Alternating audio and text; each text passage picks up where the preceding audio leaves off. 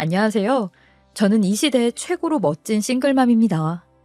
저의 길지 않았던, 예쁘지만은 않았던 결혼 이야기를 들려드리려고 해요. 그래도 지금의 행복한 마음을 담아 제 사연을 보내봅니다. 저희 남편은 우리나라에서 세 손가락 안에 드는 대학을 나왔어요. 신촌에 있는 와이대라고 하면 어딘지 다들 아실 거예요. 저는 고졸이고 이마저도 검정고시로 졸업장을 땄어요. 사실 저도 평범하게 고등학교를 졸업할 수 있었어요. 그런데 내신 성적이 좋지 않았고 그나마 조금 나은 성적을 유지하던 정시에 올인하고 싶어지더라고요. 수능 공부량이 엄청 방대하다 보니 이미 등급이 낮게 나오는 내신은 버린다라는 마음으로 부모님을 설득하여 학교를 자퇴하고 혼자 공부해보겠다고 했어요. 부모님은 처음에 반대를 심하게 하셨지만 제가 세운 계획에 마음을 바꿔주셨어요. 그때가 고등학교 1학년 2학기를 막 시작한 시점이었는데 학교를 나와 처음엔 그럭저럭 혼자 공부할 만했어요. 그렇게 검정고시는 어렵지 않게 바로 합격했습니다. 다른 친구들보다 한 해를 벌었다고 여기면서 정시 준비에 열을 올렸어요. 하지만 저희 친정 부모님은 도배일과 화장실 타일을 붙이는 일을 하시느라 새벽 일찍 집을 나서는 분들이셨고 꼭 가야 하는 학교의 강제성이 없어지니 수험 생활을 알차게 보내기 힘들어졌습니다. 빠듯한 형편에 대형 입시학원은 꿈도 꿀 수 없었고 그렇게 친구들은 2학년인 해에 1살 위 언니 오빠들과 치른 첫 수능을 망쳤습니다. 그리고 한 해 더 친구들이 수능을 보는 해에 도전했지만 역시나 원하는 대학에 갈 수 없었어요. 지금 생각해보면 그깟 수능 대수도 아니고 지방 대학이라도 갔어야 하나 싶지만 그때는 세상이 무너지는 듯한 느낌이었어요. 제 인생 계획이 다 틀어진 것 같고 인생이 그렇게 호락호락하지 않다는 말이 무엇인지 알겠더라고요.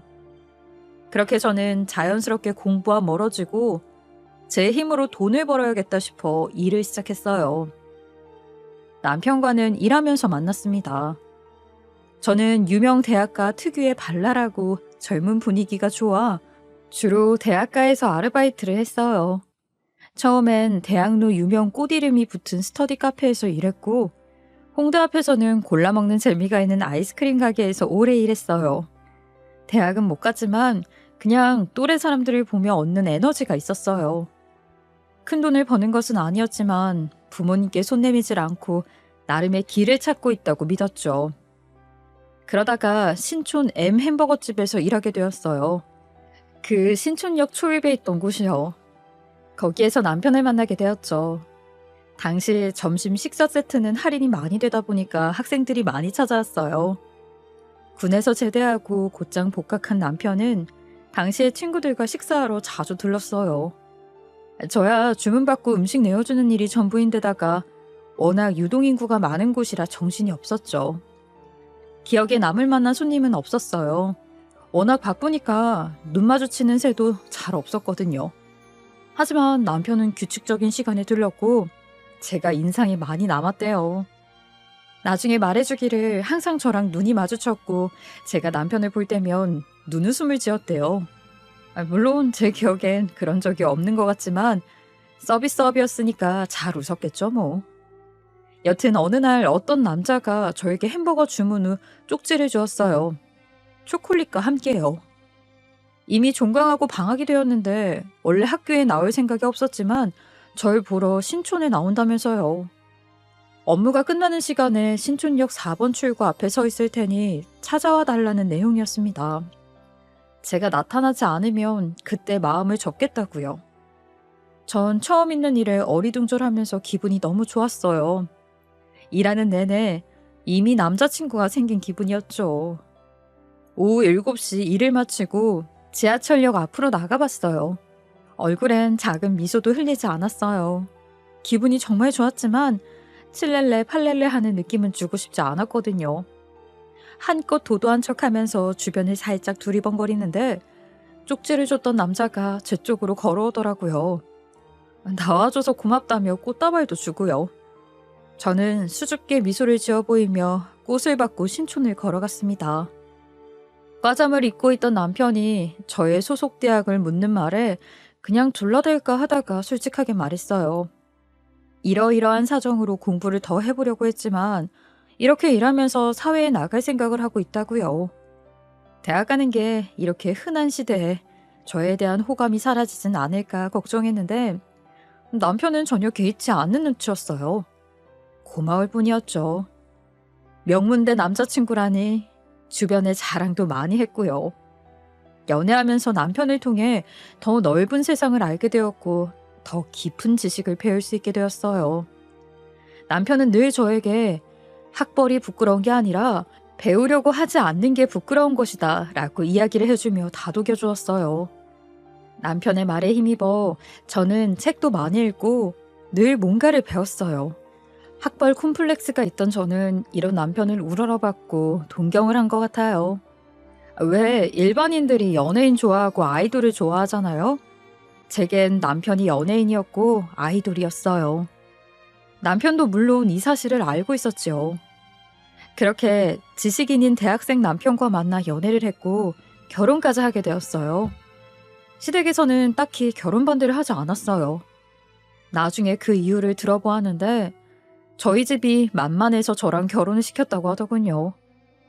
여자네 집이 너무 잘 나가고 여자가 너무 똑똑하면 당신 아들이 길을 못 편다는 이유였어요.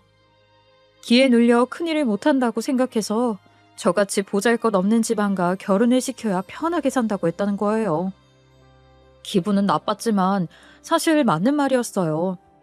저희 집안에 딱히 내세울 게 없었고 저는 그 흔한 대학 졸업장도 없었으니까요. 그래도 제 나름대로 하나도 꿀릴 게 없다고 생각했던 건 그래도 친정 부모님이 본인들 노후 대책으로 지방 소도시에 빌라를 지으셨고 거기에서 세를 받고 계셨기 때문이었어요. 4층에 부모님 사시는 데를 제외하고 월에 한 500만 원 정도 세를 받고 있어요. 평생 소위 말하는 현장 노가다를 뛰며 버신 돈을 차곡차곡 모아 그렇게 자리를 잡으신 부모님을 저는 참 존경해왔어요. 저는 그렇게 살려면 못 살 겁니다. 저희 자매에게 형편이 어렵다는 티도 내지 않으시고 여행도 한번 편히 못 다니시면서 모은 귀한 재산이었어요. 이러한 부모님 덕분에 그나마 제가 시댁에서 당당할 수 있었어요. 남편은 군대 간 기간을 제외하고 대학을 7년 동안 다녔는데 저랑 결혼하고 나서 졸업을 했어요. 결혼하고 가정이 있어야 맘 잡고 취업을 하든 돈을 벌 수 있다면서 마지막 한 학기가 남은 시점에 일단 결혼을 진행하게 되었죠. 그런데 문제는 결혼하고 졸업까지 했는데도 취업할 생각을 하지 않는 거예요. 취직은 무조건 대기업 아니면 하지 않는다고 고집을 부리면서 상반기에 떨어지면 5개월 정도 기다렸다 하반기에 이력서를 넣고 하반기에 떨어지면 또 5개월에서 6개월을 기다려 내년을 바라보는 상황이었어요. 남편 말로는 나이가 너무 많아서 본인을 받아주는 곳이 없다고 하였어요. 그렇게 2년 정도 취준생으로 있었어요. 말이 취준생이지 백수나 다름없었어요. 그렇다고 그 기간 동안 딱히 돈을 벌거나 어떤 스펙을 쌓으려고 하지도 않았어요. 남편의 선배 중 영어 학원을 하는 사람이 있었는데 학원에 나와 아르바이트 형식으로라도 강의를 해보라고 했던 적이 있었어요. 남편은 그 선배 앞에선 너무 감사하다, 선배님밖에 없다 라고 고마워하고 거짓말로 제가 하던 일이 있으니 그 일이 마무리되면 나가겠다 라고 해놓곤 뒤에선 저에게 그 자식 나를 뭘로 보고 동네 변두리 학원에서 강의를 하라는 거야? 내가 우습나? 진짜 학원을 차렸으면 내가 차려서 원장 노릇을 했지. 뭐? 강의를 하라고? 능력도 없는 놈이 감히 나한테 그딴 말을 짓거려? 라며 선배 욕을 엄청 했어요. 결혼 전 남편은 나만의 연예인이고 아이돌이고 온 세상 우주였었는데 결혼을 하자마자 그런 환상이 다 깨졌고 진짜 본 모습을 보게 되었어요. 현실과 직면하게 된 거예요. 당시 저는 계속 일을 하고 있었어요. 동네 보습학원에서 채점일을 도우며 간단한 상담 업무를 하고 있었어요. 일을 구할 때마다 고졸이 할 수 있는 일은 생각보다 제한적이었어요. 사실 채용할 때 보면 서비스업은 학력을 중요하게 생각하지 않아 상관없었지만 다른 업계는 최소 전문 대졸 이상 일하는 글이 따라오곤 했어요. 그렇게 백수인 남편을 대신해 돈을 벌어 모든 생활비를 제가 다 내야 했어요.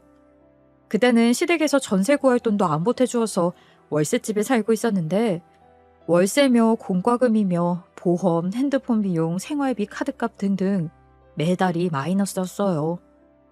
결국 보습학원 일로는 감당이 되지 않아 다시 어릴 적 하던 서비스업 쪽 일을 하게 되었어요. 우선 오후부터 저녁 늦게까지는 시급 단가가 높은 고깃집 서빙을 하고 낮에는 마트에서 계산 일을 했고요. 때때로 부업 형식으로 가정집 청소일도 했어요. 청소일은 인력소에서 의뢰가 들어오면 주말에 짬을 내어 하곤 했습니다. 손에 물 마를 일이 없이 일했던 것 같아요. 마음으로 난 할 수 있다를 수없이 되뇌며 애써 저를 다독이고 위로했어요. 사실 속은 썩어 문드러지는 느낌이었죠. 명문대랍시고 쓸데없는 똥자존심만 세우고 현실에 타협도 못하고 말도 안 되는 이상향만 쫓는 남편 목까지 채우는 게 쉽지만은 않았어요. 어디 가서 욕도 못하겠고 이따금씩 답답할 때면 인터넷 카페에 들어가 흠씬 남편 욕을 하고 나왔습니다. 한 번은 이 백수 남편이 저 몰래 사고를 친 적이 있는데 부동산 투자를 한다고 2억이 넘는 사채를 끌어다 쓴 거예요. 사채하는 사람들 참 웃기더라고요. 아무리 이자를 불리고 싶어도 그렇지 백수인데 신용 상태도 점검하지 않고 무슨 돈을 그렇게 빌려주는지 지금 생각해도 모르겠어요. 그 사채업자들은 남편 선에서 돈이 돌아올 생각을 하지 않으니 결국 저희 집은 물론 제 직장까지 찾아오고 아주 난리도 아니었어요. 돈을 안 갚으면 아주 큰 문제가 생길 것 같았어요. 남편의 신변에 위험이 가해질 것 같았거든요. 시댁은 모르쇠로 일관하며 본인들은 돈이 없다고 주장하더라고요. 어머니, 저희 좀 도와주세요. 그이 이번에 돈을 얼마나 해먹었는지 모르겠어요. 아유, 얼마길래 이 난리니? 남자가 그 투자도 해보고 그럴 수 있는 거지. 그 사람 한 푼도 안 벌면서 사채를 끌어다 썼다고요. 무려 2억이나요. 그래, 2억? 어머, 미쳤나 봐. 아유, 몰라 얘. 아니, 부부가 빌린 돈을 왜 나한테 달라는지 모르겠네. 너희가 친 빚은 너희가 알아서 해. 어머님, 그이 저 모르게 빌린 돈이에요. 제가 여기저기 일한다지만 그 큰 돈을 언제 어떻게 다 갚아요. 혼자 빌렸다고요. 저랑 상의도 안 했어요. 그렇게 큰 돈을 대출받아서 그것도 사채로 부동산 투자나 하고 있을 줄 몰랐다고요. 당장 원금 일부라도 안 주면 정말 콩팥 떼어갈 것 같다고요. 아유, 모른다고 글쎄. 우린 뭐 돈이 있니? 이 떡집 하면서 한 달에 뭐 얼마나 남는다고. 우리 생활비 하기도 빠듯하다 얘. 아버님, 어머님, 그래도 부모한테 그렇게 쉽게 돈 벌리고 그러는 거 아니야. 아니, 네 남편도 잘해보려고 투자한 거겠지. 똑똑한 아이니까. 남자가 그 정도 배포도 있어야 한다. 이번에 좀 실수한 거 가지고 괜히 남편 기죽이지 말고. 눈물이 핑 돌았지만 완강하게 지원을 거부하시는 시부모님 말씀에 그냥 돌아섰습니다. 제 수중에 모아둔 돈이 고작 800만 원밖에 없었어요. 저는 친정에 갔다가 엄마가 헬쑥해진 절 보고 무슨 일 있냐며 추궁했고 결국 이 사실을 다 털어놓았습니다. 얼마길래 그래? 엄마, 무려 2억이야, 2억. 당장 너희 남편 오라고 해. 얼굴 보고 할 얘기가 있다고. 저희 부모님은 단단히 화가 나셨죠. 자네, 어떻게 이럴 수 있나? 일도 안 하면서 어떻게 그런 사고를 쳐? 죄송합니다, 장인어른. 이번에 수익 많이 날 거라고 분위기 탔다고 소개를 받아서요. 책임감 좀 갖고 살게. 이번엔 내가 도와줄 테니 정신 똑바로 차리고. 예, 장인어른, 감사합니다. 심력 끼쳐드려서 죄송합니다. 죄송합니다, 장모님. 우리가 돈 해줄 테니까 차용증은 쓰게. 나도 이제 자네 믿기 어려워. 죄송합니다. 그리고 정말 감사합니다. 정말 크게 한번 터지면 이 사람 여태 고생시킨 거 다 보상해 주려고 했던 건데 일이 이렇게 되어버렸어요. 정말 면목 없습니다. 아이, 그런 정신으로는 안 되네. 자네 벌써 이런 생활이 몇 년째인가. 한탕 어떻게 해보려는 마음으로는 이 험한 세상을 살아가기 어려워. 이제 가장으로서 역할을 좀 하게. 백수사위가 돈으로 사고친 걸 알게 된 친정 부모님께서 저희에게 돈을 해주었어요. 남편은 그 돈을 받으면서 우리 부모님께 죄송하다며 면목 없다고 무릎을 꿇었고, 그 돈은 꼭 갚겠다며 기꺼이 차용증까지 써서 공증까지 받았어요. 그 돈은 당연히 남편이 우리 부모님한테 갚아야 되는 돈이 맞았어요. 그러나 시부모님은 저에게 서운하다는 식으로 말을 하는 거예요. 아휴, 사돈도 좀 그러시다.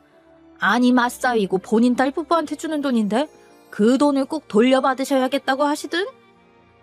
아이, 그래. 우리 같으면 차용증 같은 거 써달라고는 안 하지.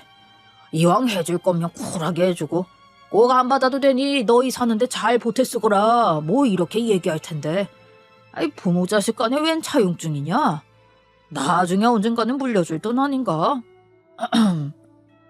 그러게나 말이야. 모르는 사람도 아니고 제가 차용증에 사인할 때 마음이 좀 그랬겠어.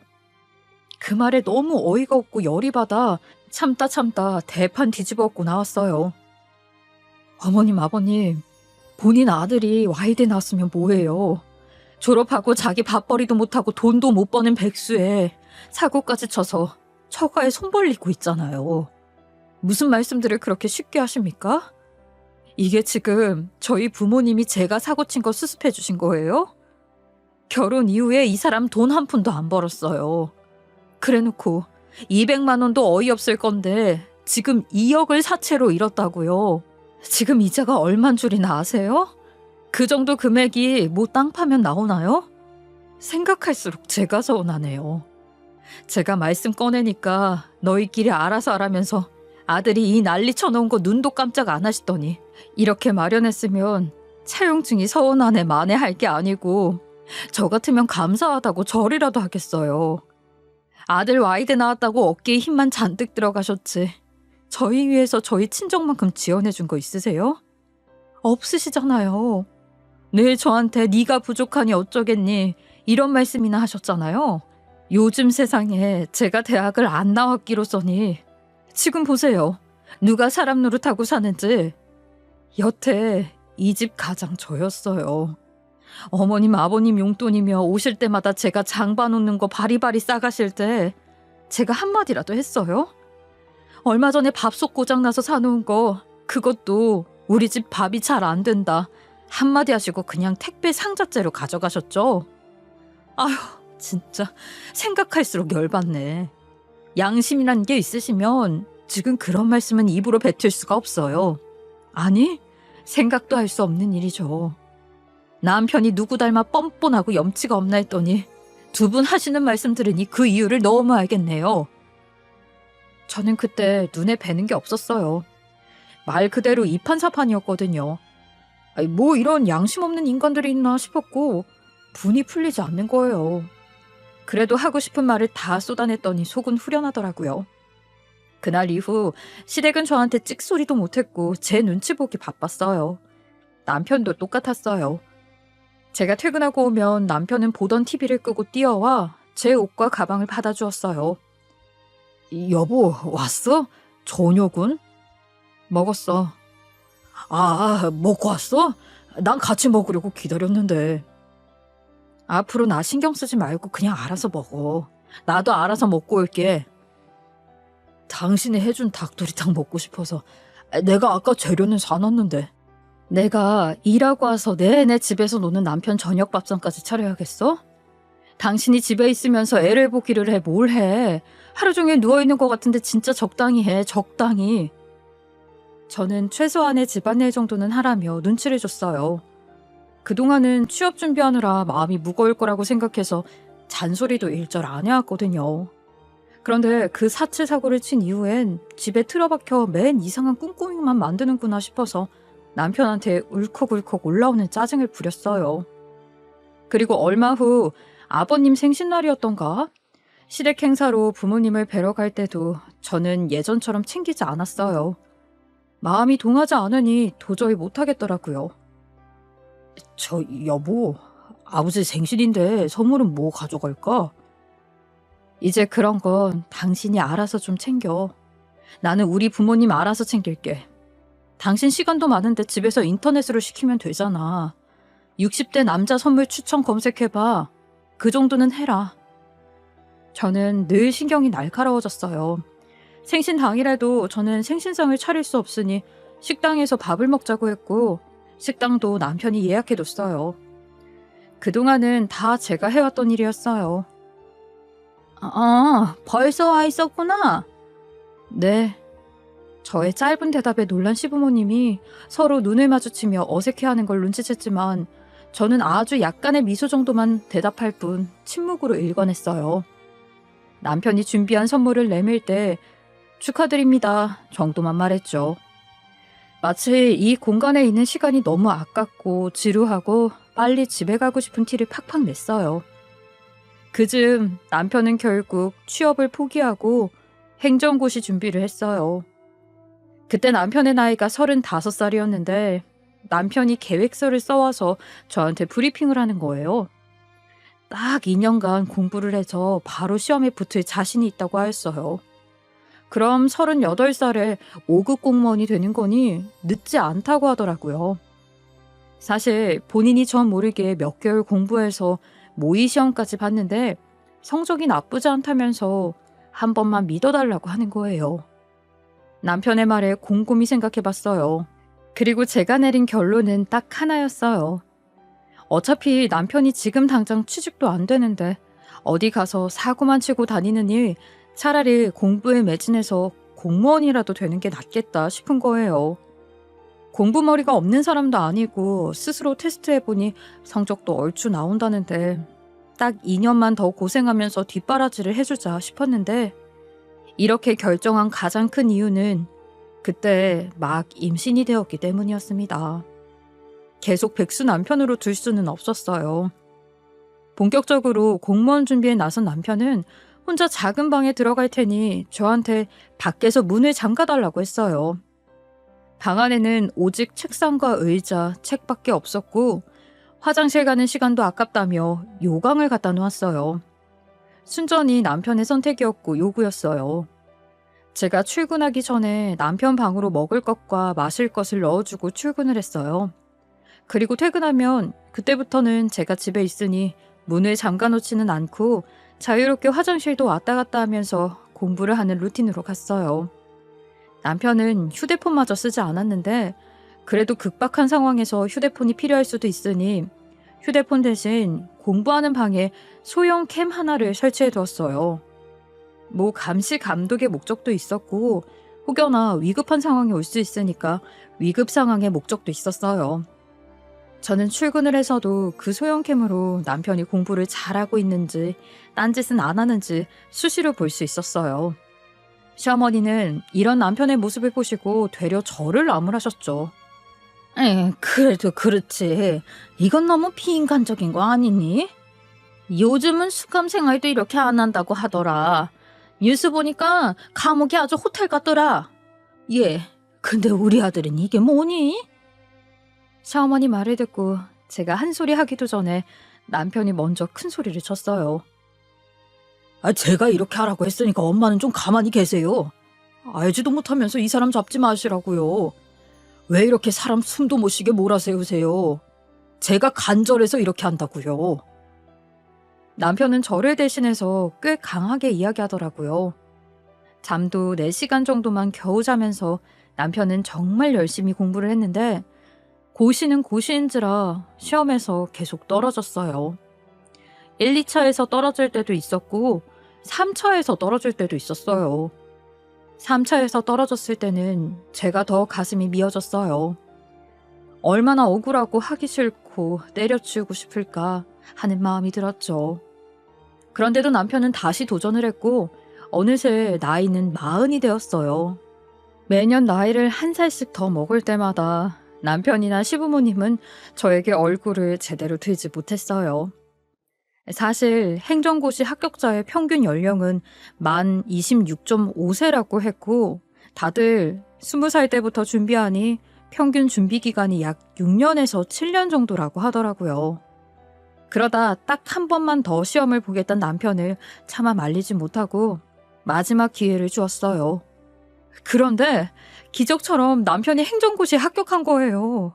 물론 남편의 노력 99%의 결과겠지만 정말 믿기지 않았어요.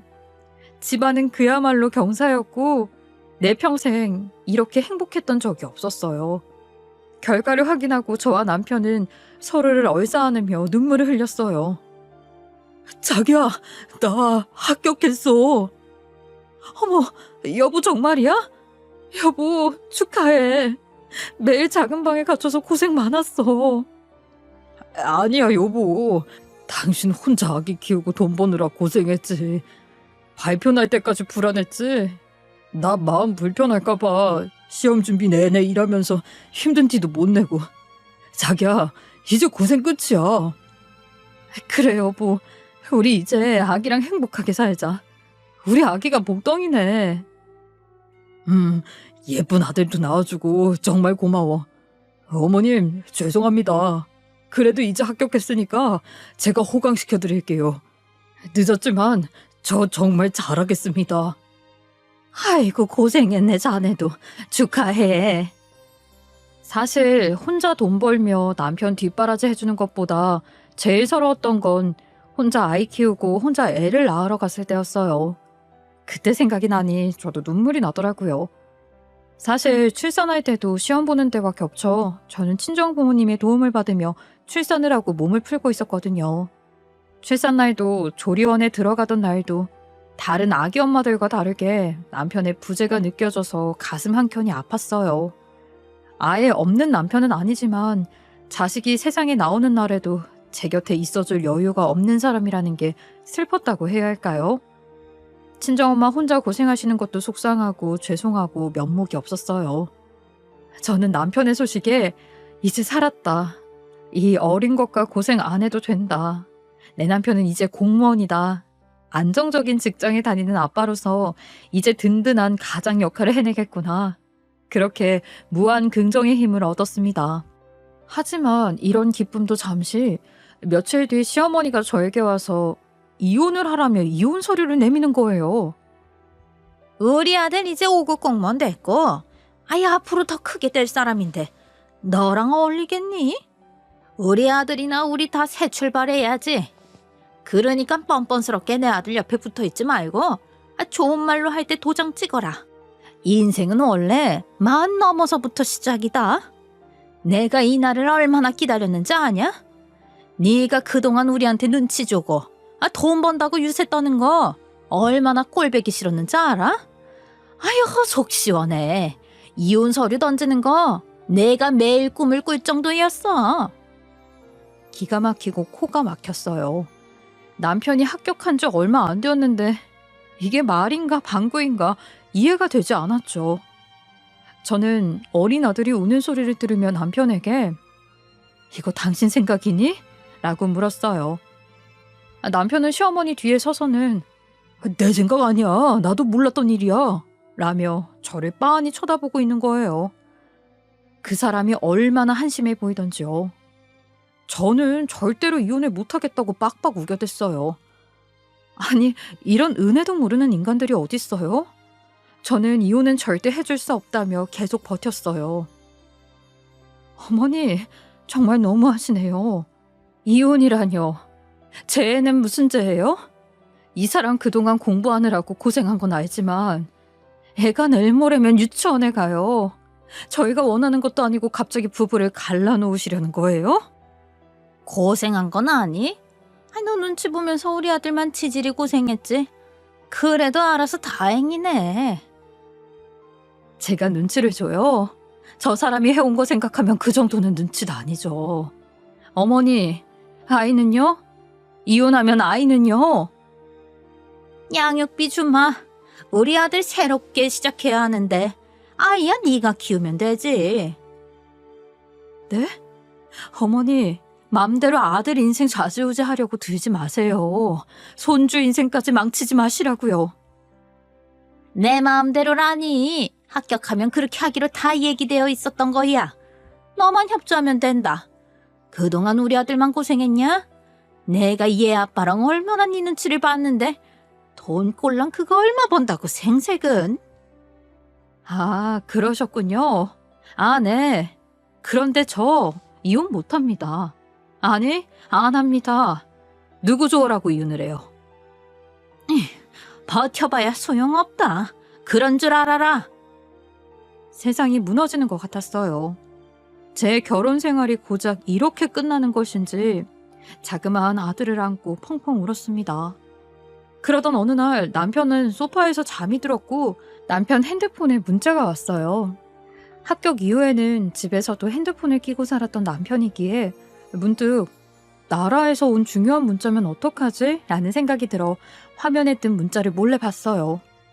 그런데 그 문자에 환경미화원 공무원 체력시험 안내라는 문구가 쓰여 있는 거예요. 웬 환경미화원? 영 찜찜하고 쎄한 느낌이 들어서 저는 남편이 외출한 날 몰래 그의 뒤를 쫓기 시작했어요. 남편을 쫓아간 곳은 환경미화원 공무원 체력시험이 있는 곳이었고 남편은 마대를 메고 달리기를 하더니 저쪽에 가서는 수화물을 어깨에 메고 던지고 포대를 들고 오래 버티기를 하고 있는 거예요.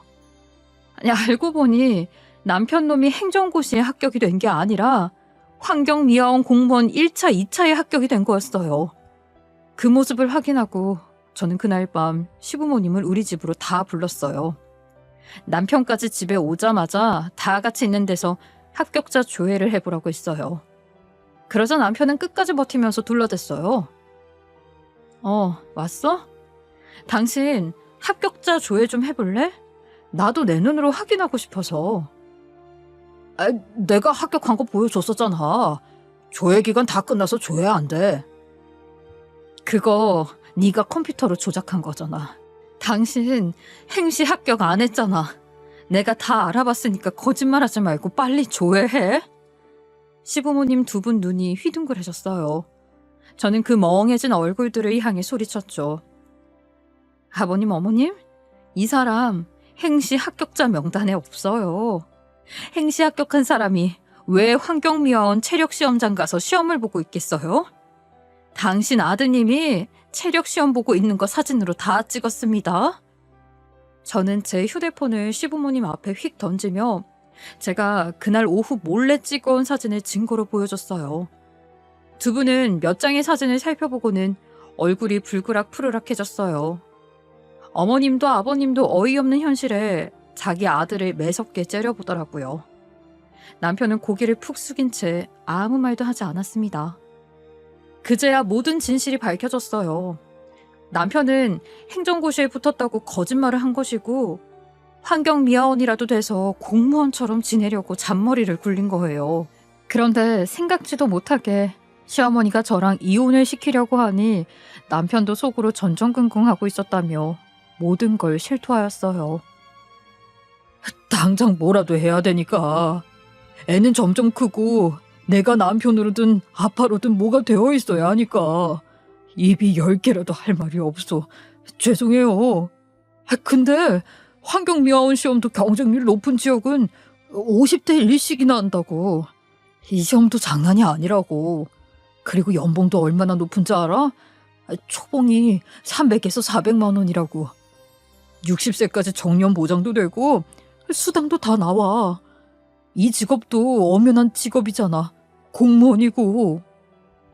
저는 그제야 빚 좋은 개살구가 딱 남편이라는 걸 알고 시어머니가 가져왔던 남편 도장이 찍힌 이혼 서류를 찾았어요. 그 옆에 제 도장도 찍어 이혼에 동의하겠다고 그만 이혼하자고 했어요. 당신 말대로라면 대기업에서 정직원으로 일하는 사람이랑 대기업에서 청소하는 근로자랑 똑같은 대기업 직원이라는 거네.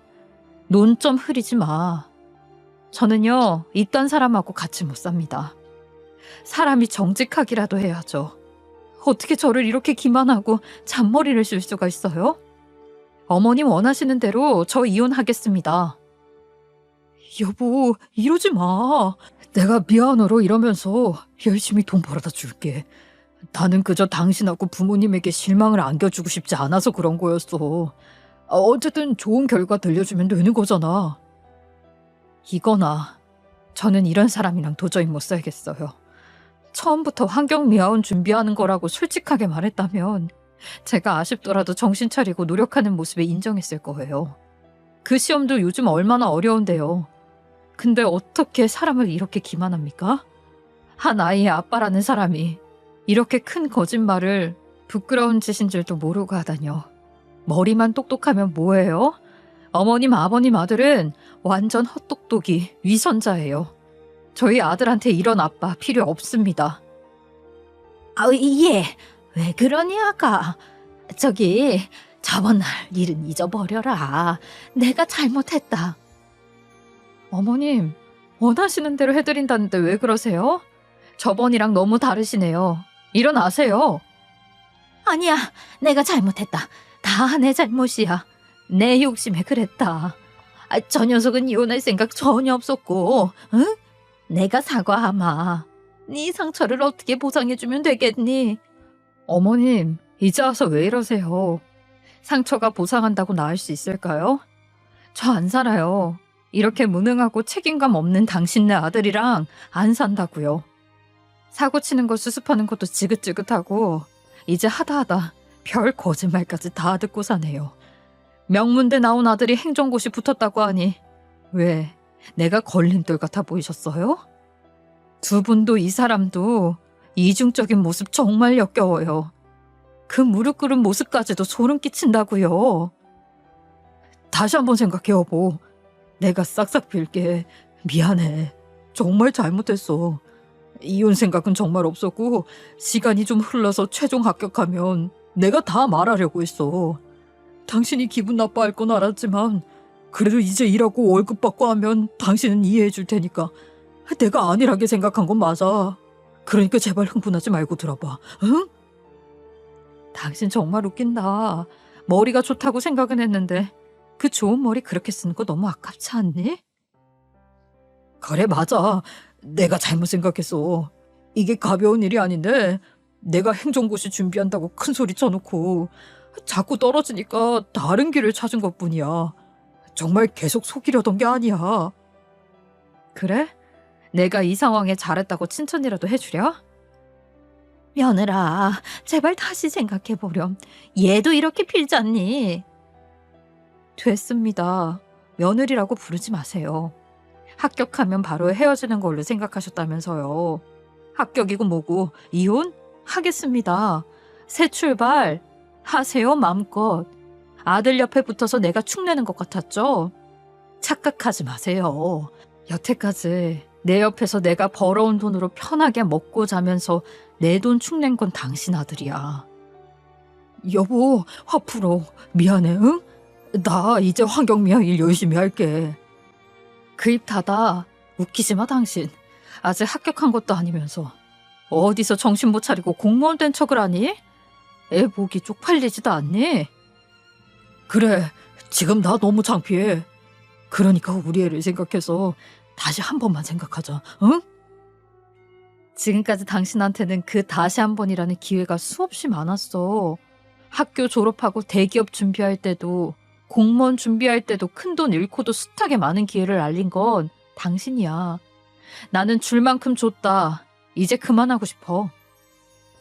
시아버지마저 정말 안 되겠냐며 다시 생각해달라고 했는데 저는 그런 시부모님에게 양육비나 걱정하라고 했어요. 양육비는 본인 입으로 준다고 했으니 양육비는 꼭 달라고 했죠. 그때 저는 녹음까지 다 하고 있어서 그 말이 증거가 되었어요. 그리고 그 세 사람한테 이제 이 집 며느리 안 한다고 했습니다. 이 사실을 모두 알게 된 친정 부모님은 이혼하는 것에 바로 찬성해 주시고 변호사도 선임해 주셨어요. 막상 이혼 조정에 들어가니 시댁에서 아이를 포기하지 않으려고 해서 결국 소송까지 가야 했어요. 소송에서 승소한 제가 아이를 데려왔어요. 아이 나이가 어리기도 했지만 무엇보다 제 수입이 남편보다 압도적으로 높다 보니 실질적인 가장으로 인정이 되어 저에게 유리하게 작용했어요. 남편이야 수입이랄 게 없이 평생 놀고 먹었으니 반박할 내용도 없는 것 같더라고요. 당연한 결과였죠. 남편과의 이혼은 그렇게 마무리되었습니다. 그리고 저는 방송통신대에 진학해 대학생이 되었어요. 어릴 때 하고 싶었던 유치원 교사에 도전하려고요. 수업 따라가는 게 쉽지는 않습니다. 아이는 친정에 맡기고 공부에 매진하고 있지만 방통대에 오신 분들은 현장 경험이 풍부한 분들이 많이 있어서 초짜인 저는 정신없이 쫓아가고 있어요. 이제는 전 남편이 된 그 인간은 우리 부모님에게 빌린 돈을 죽을 때까지 갚으면서 살게 되었어요. 결국 환경미화 공무원조차도 합격하지 못한 사람이 대체 무슨 수로 갚을지 걱정이 되긴 합니다. 동네 친구들한테 전해 듣기로는 출퇴근 시간에 오가는 걸 보면 무슨 일을 시작한 것 같다고 해요. 하지만 구체적으로 묻지도 않았습니다. 저한테 한 짓에 대한 벌을 받는 건지 이전 시부모님이 하던 떡집은 얼마 전에 문을 닫았다고 해요. 전염병 때문에 손님들 발길이 뜸해진 것에 엎친 데 덮친 격으로 떡집이 있던 건물이 경매로 넘어가는 바람에 권리금도 못 받고 내쫓겼다고 하더라고요. 이런 마음을 가지면 안 되지만 그 소식을 들은 순간 정말 쌤통이다 라고 생각했어요. 유치하게 초등학생이나 쓸 법한 말이 떠오르더라고요. 그저 저희 아들 양육비나 안 끊기게 전 남편이 하는 일은 계속 해주기를 바랄 뿐입니다. 비록 저는 이혼녀가 되었지만 지금의 저는 무척이나 행복합니다. 남편을 처음 만났을 때의 어린 저에게 왜 그런 남자가 멋있어 보였니? 왜 그 눈빛에 흔들렸니? 라며 스스로를 원망해보기도 합니다. 그러나 가장 후회되는 건 왜 더 일찍 그를 놓지 못했을까? 라는 질문이 떠오를 때예요. 제 자신을 더 사랑하고 아낀다면 그런 시댁, 그런 남편 곁에서 제 아까운 인생을 날리지 않았을 텐데 말이죠. 이혼을 권장하는 건 절대 아니에요. 그치만 혹시 지금 이 순간 혼자가 되기 무섭다는 단순한 두려움 혹은 경제적인 이유, 주어진 환경 등에 의해서 나를 사랑하지 않는 사람 곁에서 아까운 시간을 흘려보내고 있는 분이 계시다면 용기를 내어보세요. 나를 가장 사랑하는 사람은 나여야 해요. 내가 나를 사랑해줘야 해요. 나를 존중하지 않는 사람 옆에서는 스스로 사랑하는 방법도 잊어버리게 되죠. 겁내지 말고 깨어나세요. 괜찮습니다. 행복한 가정을 이룬 분들 보면서 부러워만 하지 말고 홀로 서기에서 더 많은 사랑을 찾아 떠나세요.